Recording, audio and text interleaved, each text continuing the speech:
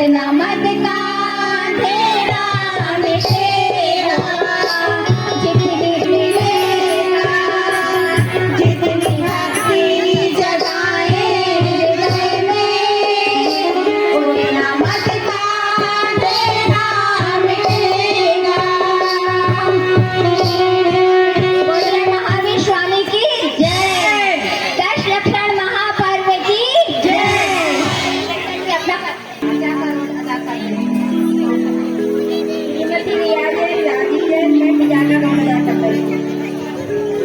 मैं अदिति जैन प्रज्ञा का रोल अदा कर रही हूँ।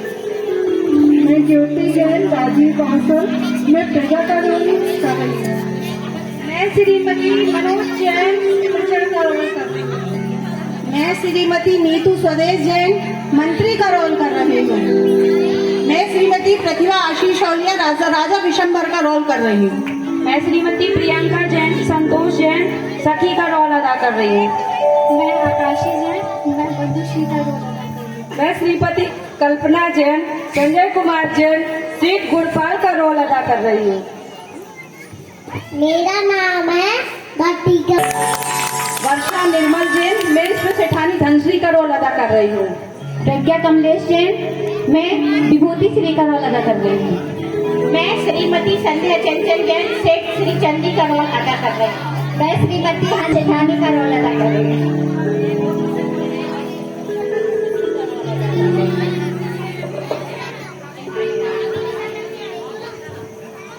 मैं रश्मि संजय जैन सूत्रधार का रोल अदा कर रही हूँ। तालियां बजा दीजिए हमारे पात्रों के लिए। जिनकी उत्तम सील का स्मरण अंतर में निर्मलता प्रगटाता है, ऐसी महान सती सुंदर पुष्प की श्रृंखला में एक उत्तम पुष्प की महक हम प्रस्तुत कर रहे हैं, क्योंकि आज आराधना की कथा हमें दृढ़ता के साथ जीवन जीने की कला सिखलाती है। उनके जीवन में आई उतार चढ़ाव की दृढ़ श्रद्धा रखते हुए वो किस प्रकार अपने में क्षमता रखती है और सदाचार पूर्वक जीवन सफल बना लेती है, यह देखते ही हम भी उनसा बनने की प्रेरणा मिलती है। तो आइए आपके समक्ष है जैन धर्म की महिमा, महान महिमा निकली मनुष्य में कल्प वृक्ष की समान महानता को जैन धर्म की महानता न पहचानने के कारण कुछ लोग अन्य धर्म के प्रति आकर्षित हो रहे हैं और अपने जैन धर्म को छोड़ रहे हैं। तो आइए देखते हैं वर्तमान परिस्थिति की। बच्चों को बिठा देना, शोर नहीं होना चाहिए। अरे चेतन, आज तुम यहाँ, आजकल तो तुम पाठशाला भी नहीं आ रहे। जय जिनेन्द्र दादाजी।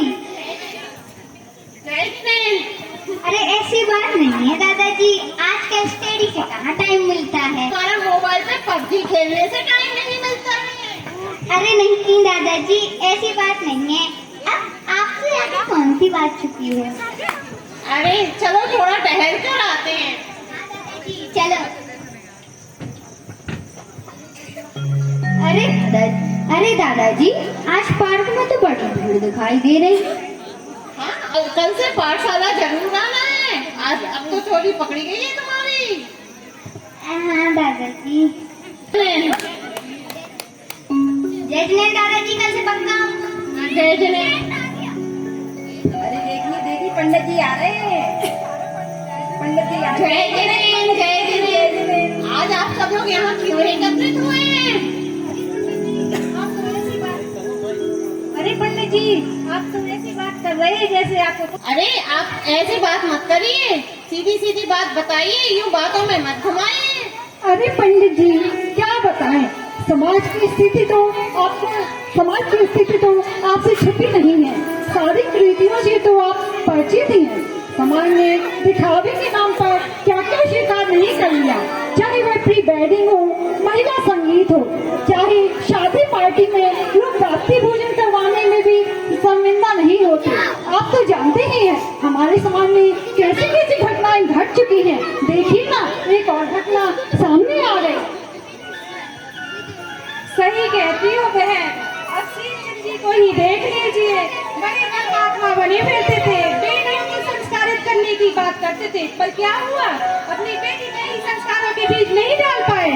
अरे आप ऐसी बात मत करिए श्रीचंद जी के बारे में, वो तो बहुत ही नेक, धार्मिक और सच्चे प्रवृत्ति के व्यक्ति हैं। अरे उनके बारे में हमें ऐसी बात करना उचित नहीं है। पंडित जी क्या उचित नहीं है? हाँ डरे हो ना। काम्यून की बेटी ने कुछ ऐसा किया है? काम्यून की बेटी ने कुछ ऐसा किया है, शर्मा जी की बेटी से विवाह की रट लगाए बैठी है, ना कुछ खाती है ना कुछ पीती है, एक ही दिन पकड़ के बैठी है, शादी करूंगी तो शर्मा जी की बेटी से ही करूंगी, अरे लड़को छोड़ दूंगी। अरे ऐसी बात है क्या? जी पंडित जी यही बात है। अरे ऐसी बात है तो हमें श्रीचंद जी के पास जाकर उनसे बात करनी चाहिए और उनसे उनकी बेटी को समझाना चाहिए, परंतु हमें ऐसे मुद्दे पर सार्वजनिक स्थानों पर बात नहीं करना चाहिए। ये हमें शोभा नहीं देता। हम मिलकर इस मामले इसके समाधान निकालेंगे। जी हाँ पंडित जी। जय जिनेन्द्र। अरे शेठ जी, ज्ञानचंद जी तथा उनकी पत्नी चिंता में बैठी हुई हैं और भोलाराम जी का प्रवेश होता है। ज्ञानचंद जी प्रसन्नता दिखाते हुए भी उनका स्वागत करते हैं तथा आसन ग्रहण करने की बात करते हैं। अरे सेठ जी, मुझे लग रहा है आपसे मिलने के लिए पंडित भोलाराम जी आ रहे हैं। जय जिनेन्द्र श्रीचंद जी। जय जिनेन्द्र भोलाराम जी। आइए आइए, आसन ग्रहण कीजिए ना। मेरे घर पर किसी चिंता का विषय है क्या? नहीं नहीं श्रीचंद जी, ऐसी कोई चिंता का विषय नहीं है। मैं तो आपका कुशल क्षेम पूछने के लिए आया था। लेकिन आपके चेहरे के हाव भाव देखकर लग रहा है कि आप बहुत ही चिंतित हैं। क्या कोई समस्या आन पड़ी है? नहीं नहीं पंडित जी, ऐसी कोई बात नहीं है, सब कुशल मंगल है। नहीं नहीं, आप कितना भी छुपा दीजिए श्रीचंद जी, परंतु ऐसा लग रहा है कि आप बहुत ही चिंतित हैं। पंडित जी, अब आपसे क्या छुपाना, ये बात हम आप सभी जानते हैं। अपने समाज में विजातीय विवाह का एक फैशन सा आ गया है। पंडित जी, कहाँ गए वो रीति रिवाज, कहाँ गए वो रीति रिवाज, संस्कार और तो और वो परंपराएं जहाँ बड़े बुजुर्ग होते थे, वो जो बात फाइनल कर देते थे वो बात पूर्ण हो जाती थी।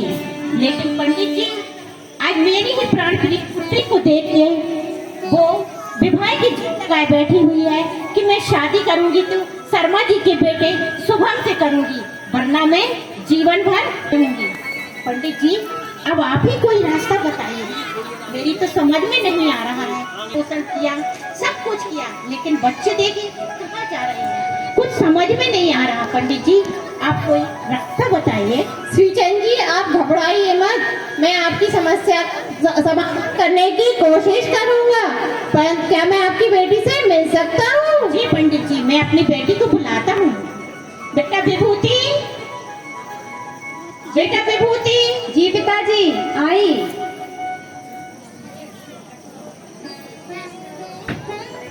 हाँ बेटा, आ गए हो? जी पिताजी। हाँ, पंडित जी आए हुए हैं, उनसे।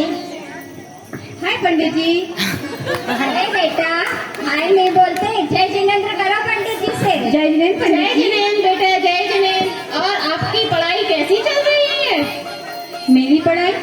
पिताजी तो मुझे कॉलेज जाने ही नहीं देते, तो मेरी पढ़ाई की अच्छी बुरी का प्रश्न ही नहीं उठता पंडित जी। अरे ऐसी क्या बात हो गई है जो आपके पिताजी आपको कॉलेज नहीं जाने देते? ऐसी कोई बात नहीं हुई पंडित जी।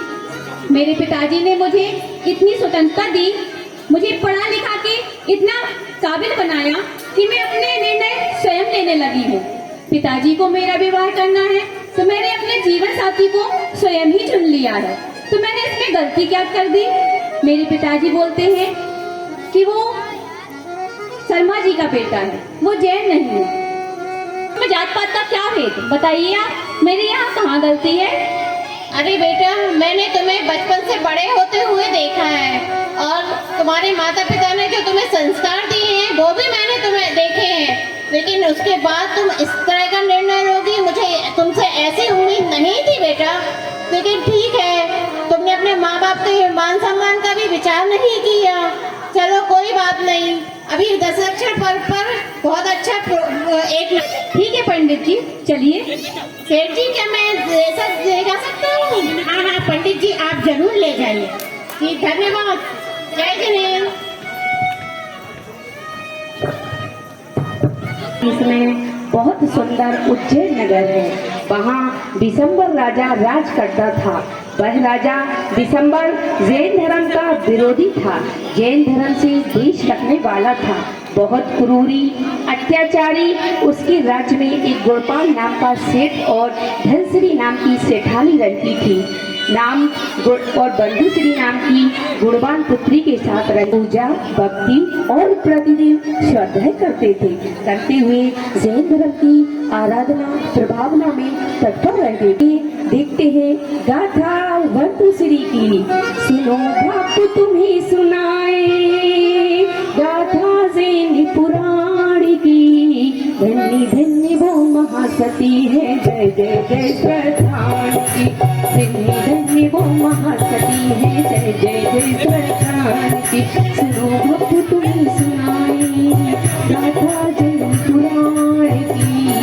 धन्य धन्य वो महासती है, जय जय जय प्रधान की। धन्य धन्य वो महासती है, जय जय जय प्रधान की। जन्म मरण के संयोग से उसका जन्म सफल माना गया, जो जन्म जन्म के अभाव में संयोगी हो। और ऐसी विभूति का जन्म होता है तो हर्ष का अपार नहीं होता है, चारों ओर खुशियां ही खुशियां होती हैं। एक ऐसी ही वीर तेजस्वी कन्या का जन्म हुआ तो सारा नगर जन्म की बधाई देता हुआ फूला न समाता। सेठ गोपाल और सेठानी धनश्री जब अपने नवजातु बंधु को गोद में लेती तब उनके चेहरे पर तेज देखकर स्वयं में आनंदित होती और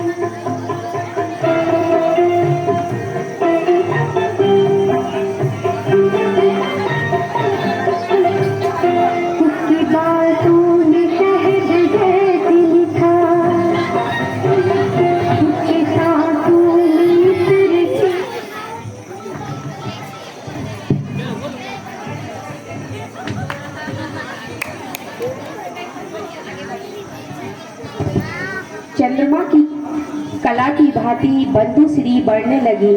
सखियों के साथ कभी खेलते हुए उनकी बाल चेष्टाएं सबके मन को हरती।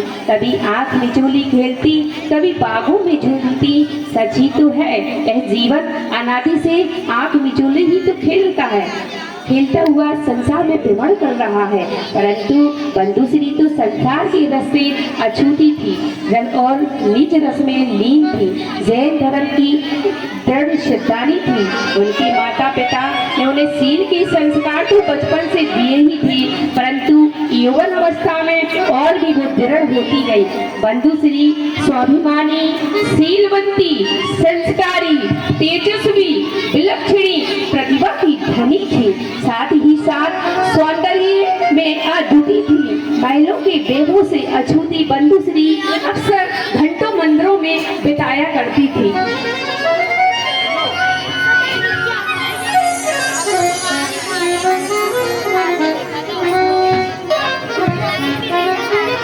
चलो सखी, मंदिर चलते हैं, आज उत्तम तप का दिन है। चलो दर्शन करके आते हैं। हाँ चलो चलते हैं। हाँ चलो चलते हैं, आज वहाँ बहुत अच्छी आरती हो रही है और हम वहाँ देख कर आते हैं।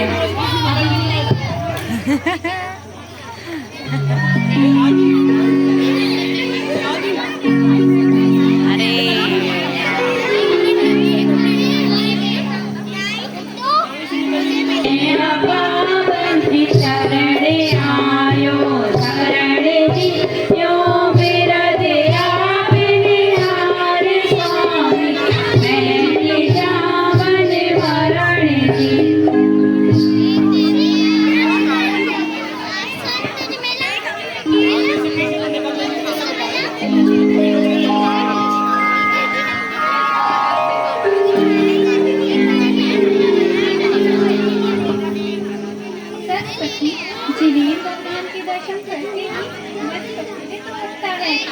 ही रस का आनंद लेते ही तारस की रुचि छूट जाती है।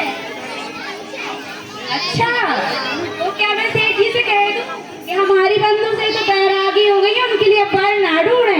हाँ, हमारी बंधु से तो बैरागी वो शर्मा जाती है। तभी राजा मंत्री नगर में भ्रमण करते हैं, तभी वो बंधु श्री को देख लेते हैं। अति सुंदर। अरे ये इतनी सुंदर कन्या किसकी है? अति सुंदर। ये इतनी सुंदर कन्या किसकी है जिसको देखकर मेरा मन इतना आकुल व्याकुल हो रहा है? अति सुंदर। मुझे मेरा मन इतना शिथिल क्यों हो रहा है? इस कन्या को देखकर ये कन्या मेरी मन मस्तिष्क पर इस कदर छा रही है, मुझे इससे विवाह करना ही होगा। इससे विवाह न करने के कारण मेरा जीवन बेकार है। मुझे ये कन्या चाहिए ही चाहिए है। यह विचार करते करते राजमहल की ओर प्रस्थान कर जाते हैं तथा शयन कक्ष में आकुल व्याकुल होने लगते हैं। शयन कक्ष का दृश्य। क्या करूं? मुझे ये कन्या चाहिए, मैं कैसे इसको पाऊं?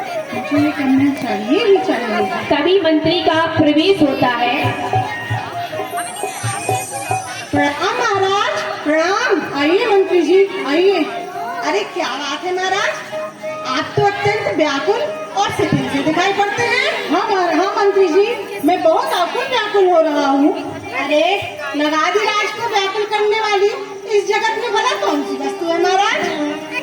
अरे मंत्री जी, आज मार्ग में एक कन्या मेरे मन को आकुल व्याकुल कर गई है मंत्री जी।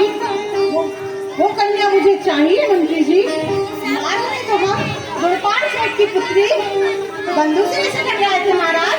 अच्छा, बंधु सिंह अत्यंत धार्मिक प्रवृत्ति की है। सेठ जी जैन धर्म के अनुयायी हैं और आप जैन धर्म के विरोधी। यह संबंध कैसे हो सकेगा महाराज? अरे नहीं होगा महाराज। अरे ये कैसे हो सकता है? आप सेठ गुणपाल के पास जाइए कि मैं उनकी पुत्री से विवाह करके इस राज्य की पटरानी बना दूंगा। इस राज्य में अपनी आगे क्या जैन धर्म की विसार? सेठ जी के पास भी धर्मों की संपदा है महाराज, बड़े इस संबंध को कभी स्वीकार नहीं करेंगे। अरे मंत्री जी, पटरानी और राजपाट के आगे सेठ जी की अरबों खरबों की संपदा की क्या विसार? आप जाइए और हमारा संदेश से गुणपाल को दीजिए कि हम उनकी पुत्री से ये शीघ्र विवाह करना चाहते हैं। ठीक है महाराज, जो आज्ञा आपकी आज्ञा ही मेरे लिए सर्वोपरि है। मैं जाता हूँ गुणपाल सेठ के यहाँ और बंधु श्री से विवाह की बात करता हूँ। जाइए महाराज जी। ठीक है। सेठ जी का घर।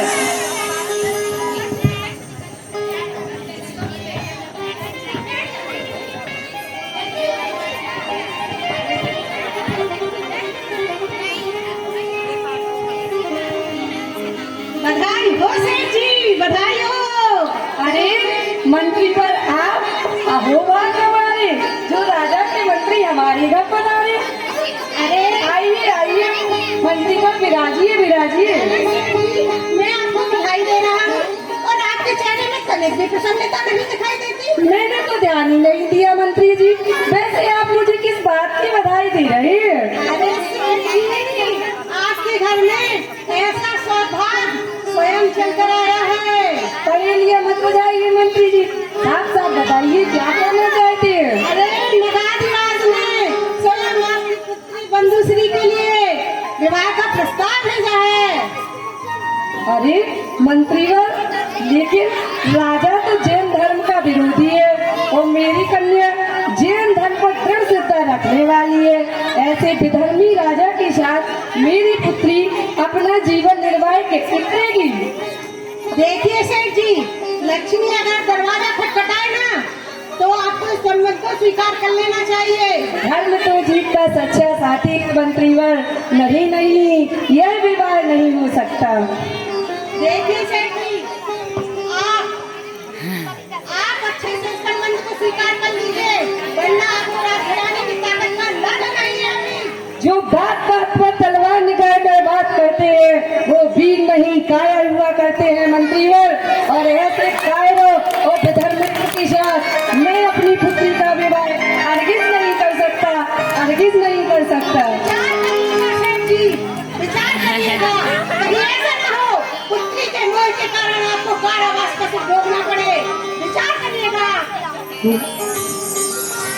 मंत्री धमकी देकर चले जाते हैं।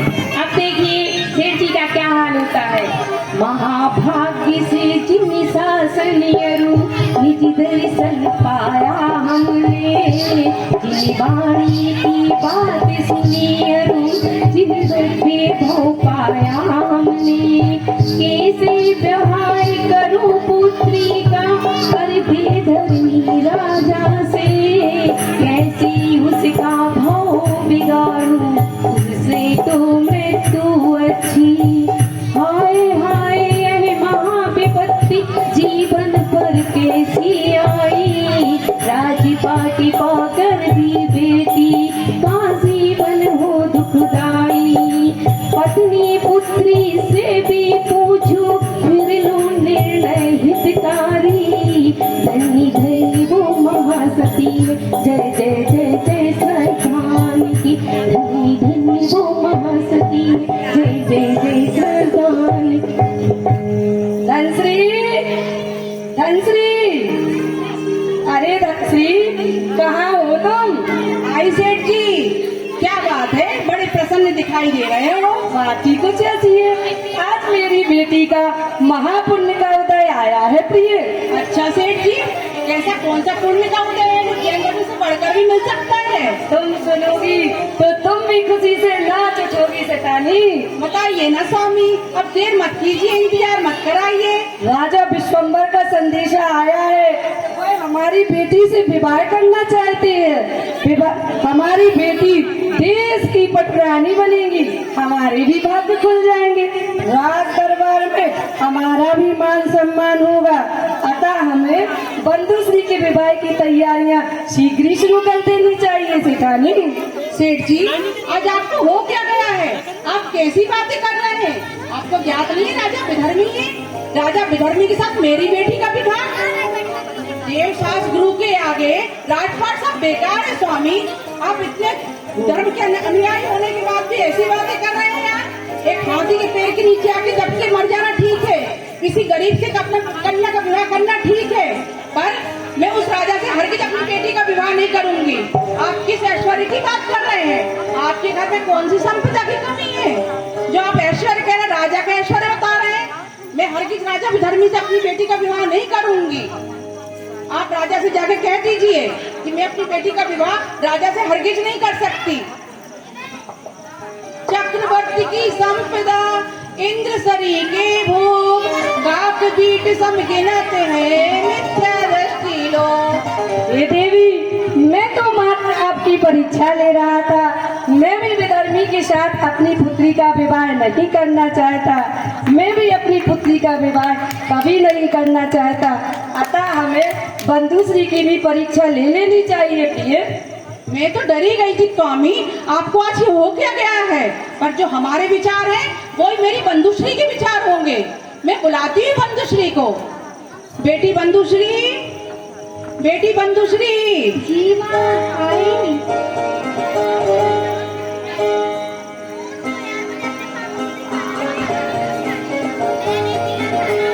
जी माँ, आपने मुझे बुलाया? हाँ बेटा, आप पिताजी तुमसे कुछ बात करना चाहते हैं। जी पिताजी, प्रणाम। आपने मुझे याद किया?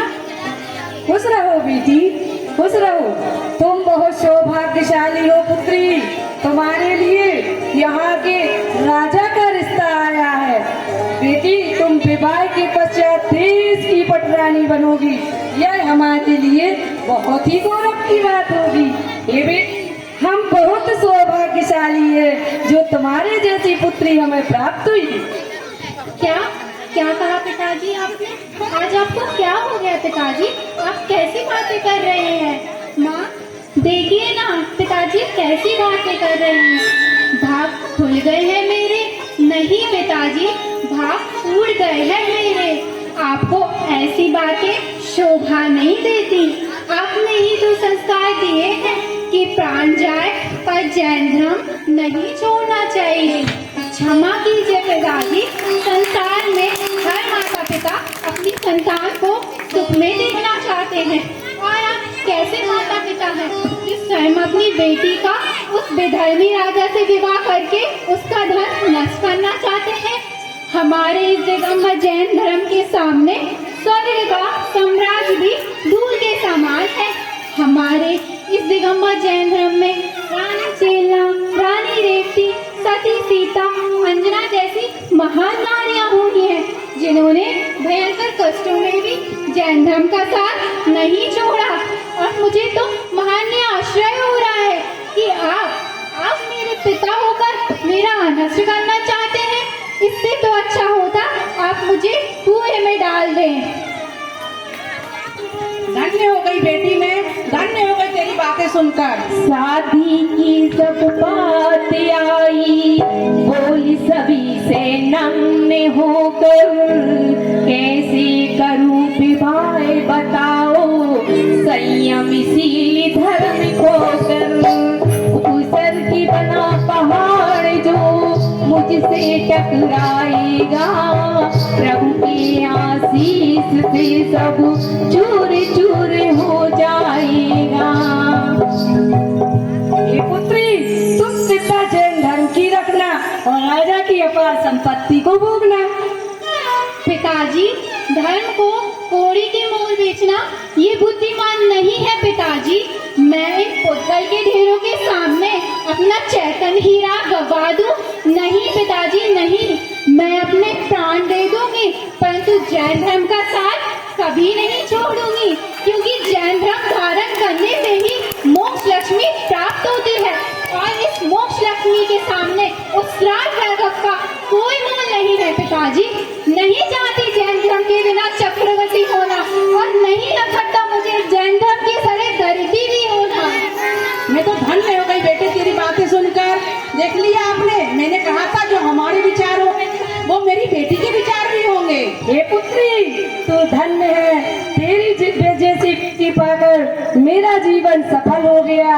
बेटी, जब तक तेरा ये पिता जीवित है, विधर्मी राजा के साथ तेरा विवाह कभी नहीं होने दूंगा।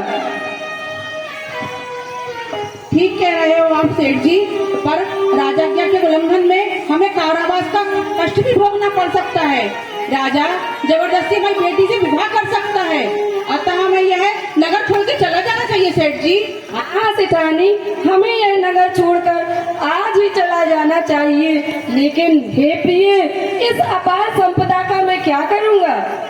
पिताजी, धर्म के आगे पुद्गल धन की क्या मिसाल। यदि राजा हमें मृत्यु दंड दे देगा तो हम इस संपदा का क्या करेंगे पिताजी? इसका मोह त्यागिए और आज ही हम सब कहीं और जाकर धर्म साधना करेंगे। सुनो भक्त सुनाई गाथा जी पुराण की, जय वो महासती है, जय जय जय कांतानी। सुनो भक्त तुम्हें सुनाई गाथा जी पुराण की, सुनो भक्त तुम्हें सुनाई गाथा जी पुराण की, जय जय वो महासती है, जय जय जय कांतानी की, जय वो महासती है, जय जय जय प्रधान की। इस प्रकार सेठ जी, सेठानी और बंदी हुई अपने धर्म को लेकर के उस नगर से चली जाती है। देखिए देख कितना सुहाना लग रहा है। प्रवेश होता है।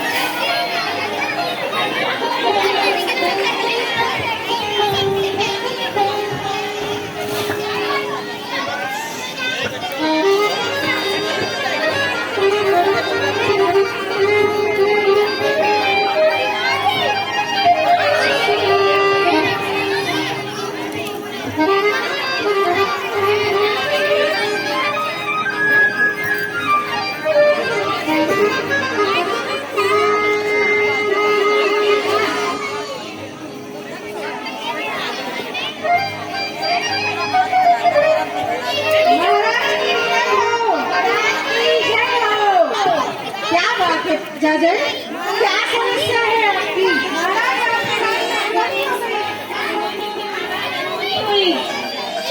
क्या बात है? आइए आइए, क्या बात है बताइए आप। महाराज आपके सामने समस्या लेकर आए हैं, महाराज से मिलना चाहते हैं। आइए आप, मिलाते हैं आपको, आइए आइए। महाराज प्रजा आपसे मिलना चाहती है, बुलाइए। प्रजाजन, आप क्या आप लोग क्या समस्या लेकर उपस्थित हुए हैं? महाराज, आपके राज्य में सुखपूर्वक निवास करने वाला परिवार पलायन कर गया। आपके राज्य में अनहोनी हो गई महाराज, अनहोनी। राजा दिसंबर के राज्य में अनहोनी, ये नहीं हो सकता है। महाराज, अनहोनी हो गई है। कैसी अनहोनी हुई है, विस्तार पूर्वक बताइए।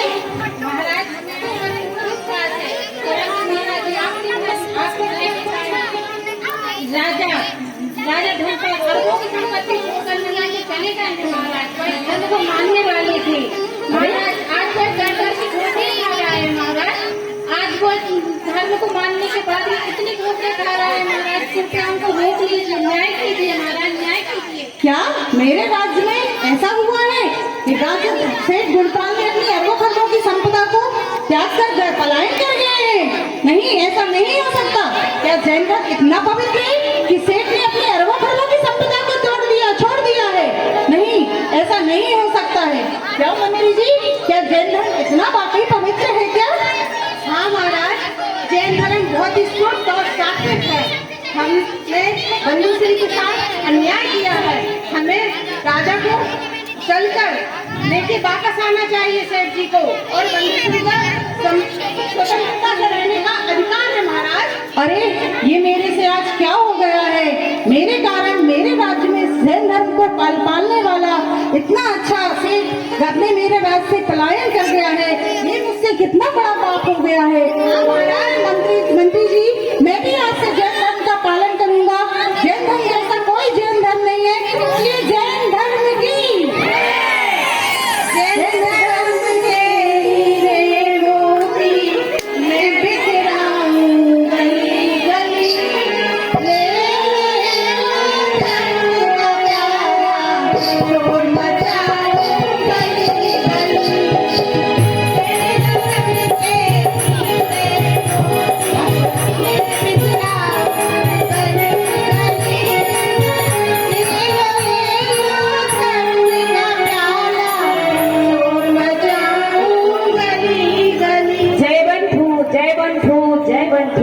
इस तरह जैन धर्म पर श्रद्धा रखने वाले साथ मुझे अपनी गलती का एहसास हुआ। मुझे कहानी से जैन धर्म की महिमा समझ में आई कि ये जैन धर्म कितना महान है। जो भी जैन धर्म को छोड़कर अन्य धर्म में विवाह करता है, वो महादुख महाकष्टों को पाता है, भव में रोलता है। जैन धर्म में ऐसी महान सतियां तथा महान पुरुष हुए हैं जिन्होंने जैन धर्म के लिए अपना सब कुछ निछावर कर दिया। पटरानी पद मिलने पर भी बंधु श्री ने जैन धर्म को छोड़ना इष्ट नहीं समझा। वह जैन धर्म के लिए पटरानी पद के साथ साथ अपनी सारी संप्रदा और नगर को छोड़कर चली गई। और एक मैं हूँ जो मैं जैन धर्म को छोड़ने के लिए मेरे मन में विचार आया। अपने अल्प सुखों के लिए, अपनी अल्प समय की इच्छाओं के लिए मैं जैन धर्म को छोड़ने चली थी, अन्य धर्म में विवाह करने चली थी। मैं जैन देवशास्त्र गुरु से की आराधना करूंगी, अपनी क्षमा प्रार्थना करूंगी। मैं प्रतिज्ञा लेती हूँ कि मैं अपने पिताश्री और जैन धर्म की आज्ञा से ही विवाह करूंगी। पिताजी, मुझे क्षमा कीजिए, मुझे क्षमा कीजिए पिताजी। धन्य है बंधु श्री और धन्य धन्य है माता पिता। राजपाट बैठो ठुकराया, जिन शासन ही श्रेष्ठ लगा, जिन शासन की रक्षा ही दूजड़ बेबौ सब त्याग दिया। राजा को भी महिमाई जिन शासन ग्रहण किया, सुनो भक्त जन पुत्री बहना, देनी धर्म सम्मान करो। दुर्लभ उत्तम कुल पाया, धर्म स्वीकार करो। दुख भवों का अंत करे सब प्राणी, बात सुन भगवान की। नन्ही नन्ही वो महासती है, जय जय जय संतान की। नन्ही नन्ही वो महासती है। सभी को जय जिनेंद्र सहयोग करने के लिए अब आपका बम्पर प्राइज की बारी है।